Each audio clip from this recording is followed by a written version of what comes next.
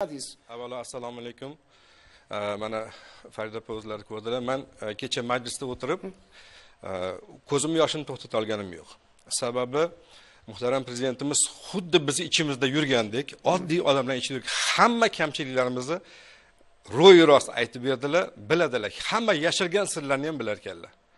Qayerdan biladilar? Kim bu axborotlarni yetkazyapti deb hayron bo'ldim. Xuddi o'zlari bizni oramizda yurgandek. Hozir qiziq voqea bo'ldi. Ko'rsatuvga kelyapman. Endi kiyinib chiqib ketsam, sovchilar kelib qolishdi uyimga.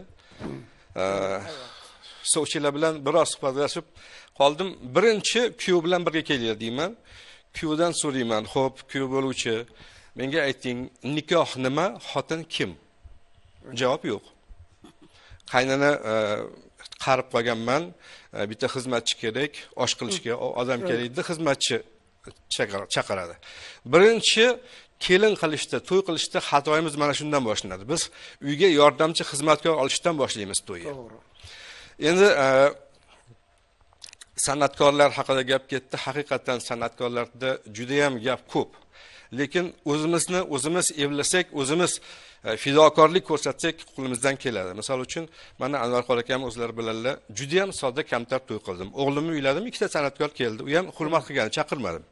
Ana, sizdek odam chaqirsangiz chaqirtam bo'lardi. Misol uchun ertalab soat 7 dan 12 gacha osh bersam bo'ladi. Yo'q, kichkina bitta davrada osh qilib, shu xalqqa yuziga oyoq qo'ymaslik uchun shu harakatni qildim. Atrofimdagi hamma qo'llab-quvvatladi. Keyin yana bir narsa, borgan sari haqiqatan hadimizdan oshib ketyapmiz. Yaqinda bir to'yda bo'ldim. To'yda ko'pchilik xabari bo'lmasa kerak, lekin guvohlarim bor, to'y bo'lgan to'y. Lekin yaqinda eshitsam shu to'y buzilibdi. Kuyov tomon, kelin tomondan kelgan ayollarga bittadan tilla ujik tarqatdi. Yo'q-e? Patnisda olib yurib ujik tarqatishdi. Agar bu ham urfga kirsa, yana bitta balo bo'ladi. To'ylarda ko'cha-ko'yda o'zimiz ko'rib qolamiz, Xudoy aka, qator avtomobillar yo'l bermasdan video operator nimadan oynadan osilib suratga olib ketyapti. U yiqilib tushsa, yondagi bosib ketsa nima bo'ladi? Bunaqa holatlar juda ko'p bo'lyapti. Endi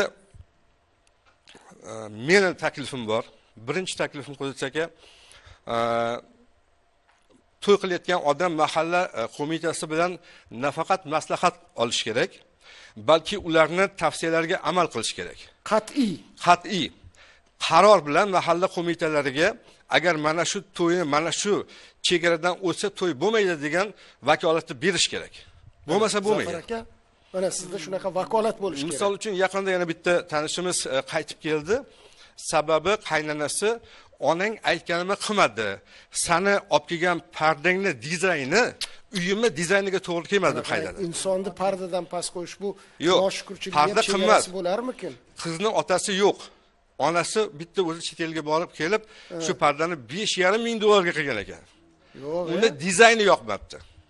Uyini dizayni to'g'ri kelmabdi. Mana qarang. Demak, noshukrchilikda ham chegarasi ham bo'lmas ekanda. Endi keyin yana bitta taklifim bor. Kelin kuyov turmush qurishga, love story qilishga bir hafta vaqtini ketkazadi. Vals tushishga vaqtini ketkazadi. Ammo lekin mening taklifim, agar qolganlarimiz qo'llab-quvvatlasa, yosh ulug'larimiz qo'llab-quvvatlasa,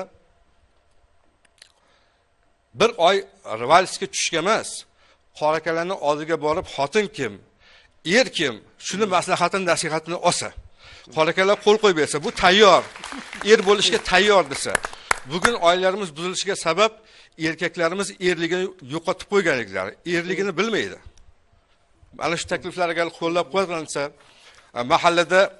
mahalla qo'mitasining raisi haqiqatan shu to'yga boshchilik qilsa, mana shu kamchiliklar bo'lmaydi, men nazarimda. O'sha